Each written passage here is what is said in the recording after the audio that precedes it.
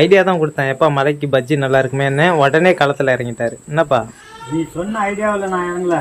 மாவு இருந்தே சரி இது இருந்துக்க போடும்னு போட்டாங்க சாலுக்கு நமக்கு 2 திம்பமானு. இங்க பாரு அப்படியே சூப்பரா போட்டு வச்சிருக்கப்பா. ஒரு தட்டு ஃபுல்லா போட்டு வச்சிருக்காங்க. கீழே வை, நான் முன்னாடி அதை எடுக்காதன்ல திங்கணுமோனே தின்னு பார்க்கணும். தின்னு பாரு. இந்த மலைக்கு பஜ்ஜி சாப்பிட்டா அப்படி சூப்பரா இருக்கும். தின்னு என்னத்தை பாக்குற விட்டா பூரா தின்னுடுவேன்.